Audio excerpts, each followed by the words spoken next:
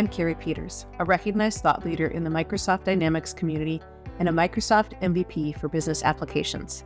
Welcome to the Get Your New View podcast. Keep listening to learn how we work with frustrated Business Central and NAV users who struggle to use their system and find the answers that they need. We teach them to truly understand how the system can support their business processes to make immediate and lasting improvements. As a result, they get more done in less time, make better business decisions, and even love their system. So this is a part of the day that I'm very excited about. We have Kerry, Kim, and Kate, hosted by Kerry. So we have lots of C's and K's today. So we've already heard a little bit from Kerry and Kim. Kate, we haven't heard from you yet, but what I'll ask is just that everyone gives kind of a short introduction of themselves, as well as kind of just background with training and any other information you'd like to share. So Kerry, would you like to kick it off? Sure. You guys have heard a lot from me already today, but I'm the CEO and co-founder of New View Strategies. And my passion from training started as an end user of the software. So I was a corporate controller for about 8 years before I moved on to work for a Microsoft partner. And the thing that I learned from working as a functional consultant was that I really love training. And I wanted to help people to understand how they could do more with the software and to be able to make improvements and changes to their business processes. So along with Kim, I started this company back in 2017, and we've been training people nonstop and helping them to improve their business processes ever since. Awesome. Thank you very much, Kerry. Kim. My name is Kim Congleton. I am the COO and co-owner of 𝗚𝗲𝘁 Strategies. Early on in my career, I wanted to be in early education. I was actually an early education major. I found out I wasn't really going to make a lot of money that way. And there were a lot of challenges with parents back then. So I went into computers, and kind of my love for sharing my knowledge and training others just kind of came out as part of that as well. Like Kerry, started on the customer side, and we really, at the company I was at, it was a struggle to get them to commit to let me train our users. So I have seen it from that perspective. And then when we started the company, we really wanted to focus on providing training that would help people do their jobs better. So that's me. All right. I think I learned something new about Kim almost every day. All right. Thank you so much, Kim. Kate, thank you so much for joining us as our guest today. Tell us a little bit more about yourself, please. Wow. Thank you so much for having me. I am so excited about this opportunity. So just a little bit of background for me. I'll start the day I was born, and then I'll push fast forward. I grew up in a home of public education teachers. Both my mother and my father were public education teachers. They're both retired. My mother was a remedial education teacher. So I've always had a heart for what I call special learners. So my dad is a master potter by degree, and he was an art teacher. So I grew up with education, just such a huge part of who I am and the way that I think and the way that I present information, honestly. So like Kim, I also decided that I might go the public education route, and decided very quickly that I couldn't live on that salary. So changed my focus, and I now am, interestingly, the VP of Marketing and Events for U.S. Transactions Corporation. We are a merchant service provider. We have a payment integration into Business Central. In addition to UST, we have an education platform, UST Education. We offer over 200 webinars a year for continuing education credits. So I'm very active in that process. In addition, have spearheaded my own training programs in various jobs that I've had over the years in marketing. So I have like a toe in all of the pools, as they would say. So continuing education, so that would be subject matter expertise, and as well as some corporate training opportunities. And I myself have just gone through training with 5 new hires at UST Education. So this is very near and dear to me, and I have implemented a lot of the things that I want to talk about with you guys, like this week alone. So thank you for having me. I'm so honored to be here. Thank you so much, Kate. We are excited to hear more from you. So I do have some questions, and I'm going to give the first one to Kate. So when we were kids in school, we all sat through lecture and learning and all of this. As adults and in the corporate environment, how is corporate training different from that learning that we had as kids in school? Yes, the days of school, cardboard pizza, shepherd's pie, those days. So those days were more about, I think, general knowledge of those core subjects, math, literature, history. The corporate training programs that I've seen and been involved in are a little bit more, much more customized and relevant to the specific jobs. So that being bucket number one, as an answer, customization and relevance. Corporate training is really tailored more to the needs of the job of the employee and specifically the company at large. It's designed to address the challenges and maybe the requirements of that role. Another big difference I've seen, COVID aside and distance learning aside, is the self-directed learning. In school, the learning process is more structured, instructor-led. Instructor gives a lesson, and then we regurgitate it with a test. There's a less of an emphasis on self-directed learning. In corporate training, sometimes employees are more often expected to take a more proactive approach to their own learning. Myself, in addition to the corporate training that I got, I'm fully expected to stay at the forefront of trends and ongoing changes. And so there's a lot of self-directed learning for me. I have my nose in a book at the end of every day, continually learning new trends, marketing trends, new sales techniques, all of that. So self-directed learning versus more of that structured instructor-led.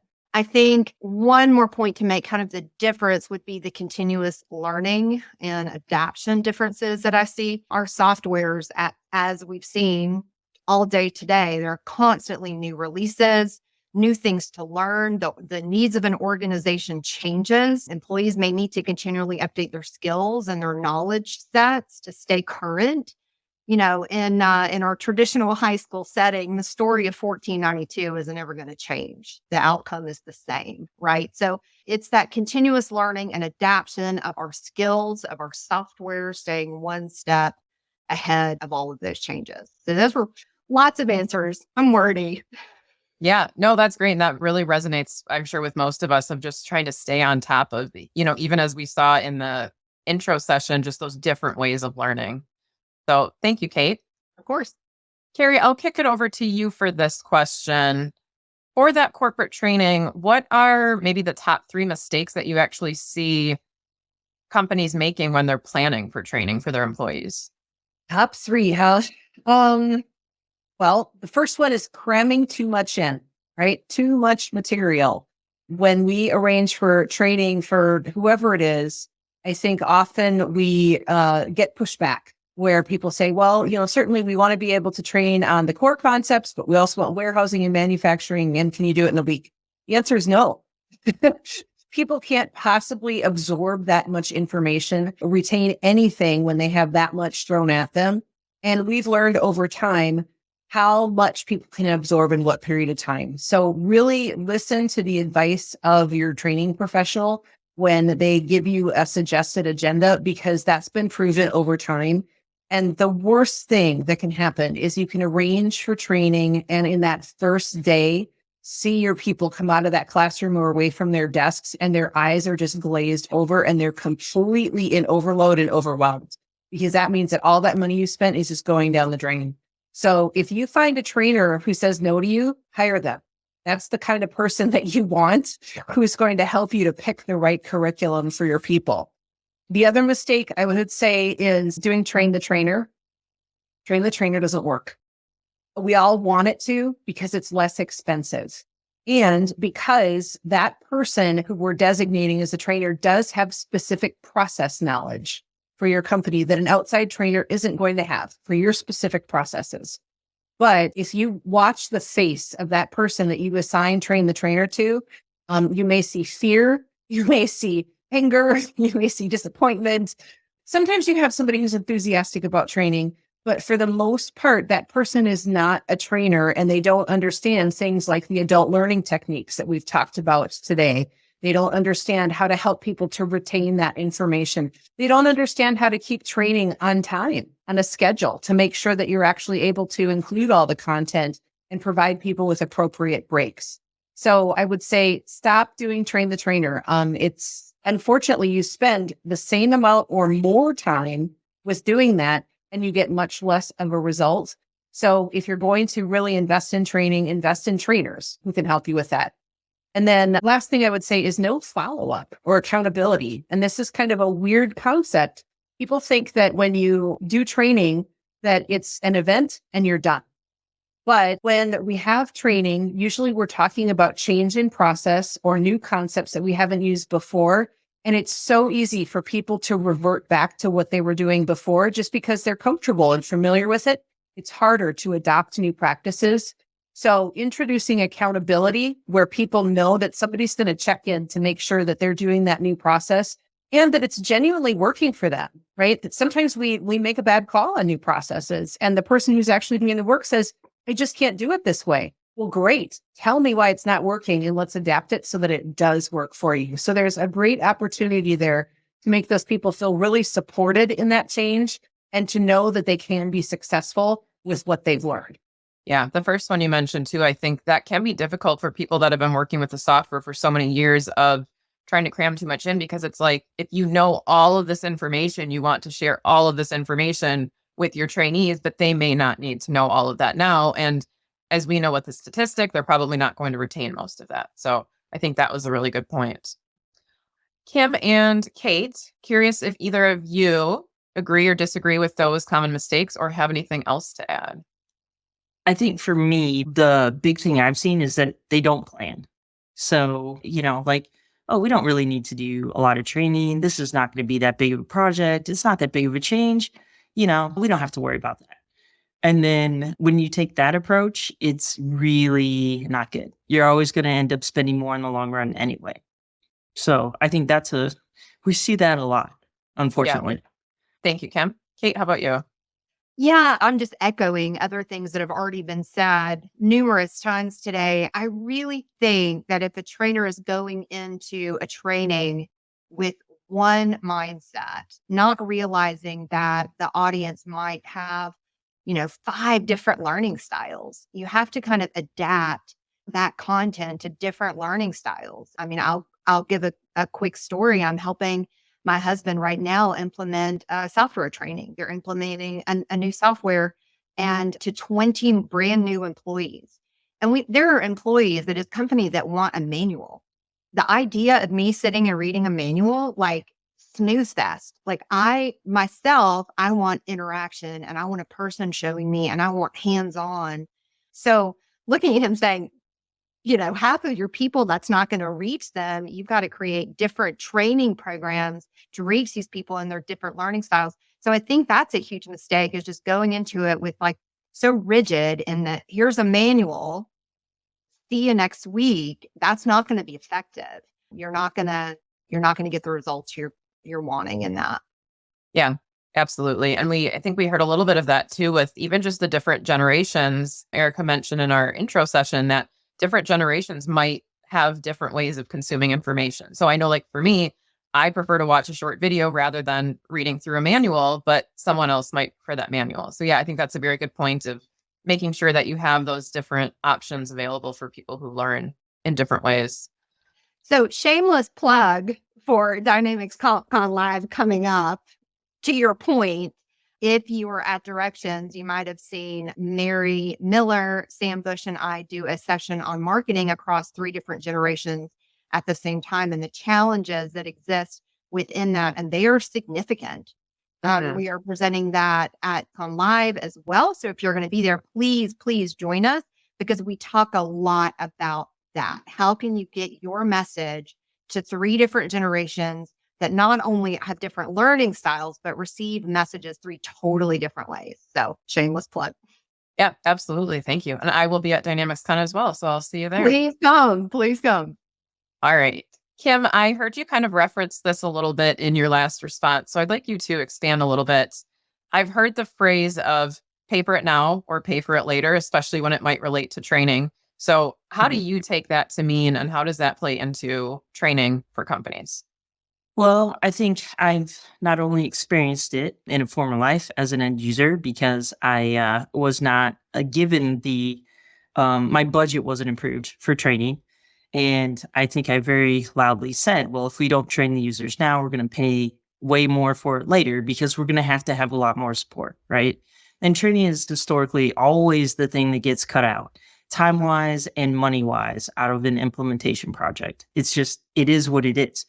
But what happens then is if you go live and your users are not trained, you have to have way more support on go live. And then after as well, you're kind of, constantly spending the next couple weeks afterwards where you're fixing things that people just didn't get trained on how to do. So people are going to figure out a way to do it. Now, whether that's can easily be fixed is always the problem. And then whether they start kind of adopting those processes, now going back in and retraining them and also fixing it, it just kind of, the cost can go, 2-3 times more than what you would have paid if you had just taken the time and spent the money to have somebody come in and train. Yeah, absolutely. And I think I've heard Kerry Peters say this before, but good employees will find a way to do what they need to do. It may not be the most efficient. And sometimes, we'll get those employees in training and we show them how to do something. And it's like, oh my gosh, I could have done this all along. I was doing this workaround way. So yeah, I think good employees will find a way to get it done, but better, as you mentioned, with the training, because it's going to be the right way and you're going to spend probably less time fixing things in the end. Yeah. All right. Thank you, Kim. So Kate, I would like to hear a little bit more from you about the attention span of students or trainees in training, because I know for myself, I have to close out of Outlook. I have to put myself on Do Not Disturb on Teams, or I will not focus on what I'm doing. So how do you in your training manage the issue of attention span just decreasing? And do you feel like that's a big problem? I am so passionate about this. Like I'm trying to not get on an absolute soapbox. Yes, it is a problem.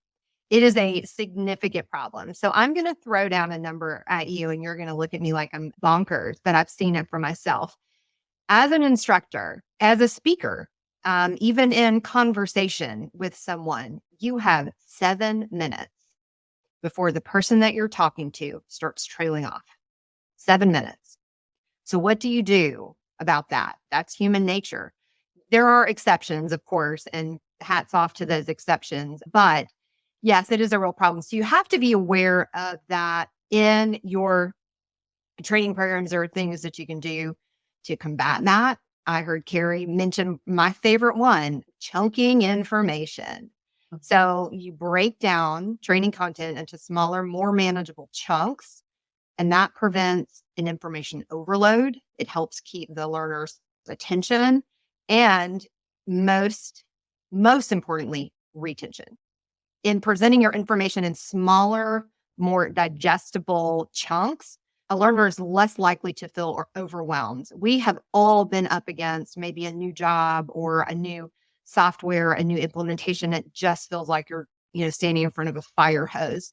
So putting yourself in those shoes and seeing the learner with that empathy, breaking down information into digestible chunks. Also, interactive learning activities. I've heard all of these today already. I know I'm preaching to the choir here, but using interactive elements like your quizzes, polls, case studies, any kind of exercise.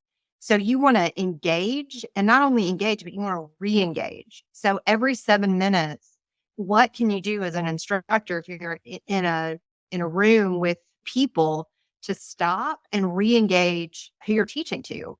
Get them to move their body in some way, ask the question, hey, raise your hand if you XYZ. And ask, is there, do you have any questions? Is this information, are you tracking with me here? Something to stop talking and re-engage who you're talking to. We have this much attention span, and I would argue that it's getting worse because of short form video, because of the way that we are marketed to. It is changing the way that we consume information, truly. I would say also varying your delivery methods. So slideshows and live demos, which I know in this space is huge. So varying the way that you're presenting, discussions, a group activity. If you're on a team or Zoom, can you do breakout rooms? Can you just change the flow of the conversation or facilitate a conversation, facilitate a discussion, frequent breaks, right? Just stop, stand up. Kerry said it today. Stand up, get a drink of water, move your body around. And I'm very, very passionate about this because I see it. I see it in the sessions that I lead, whether in person, on, virtual sessions. I see it. I see that like glaze over. I'm like, oh no, I'm losing you. Come back, come back. So, kind of my nutshell moment is managing decreasing attention comes down to effective instructional design. So being effective in the way that you're teaching, the way that you're engaging and re-engaging.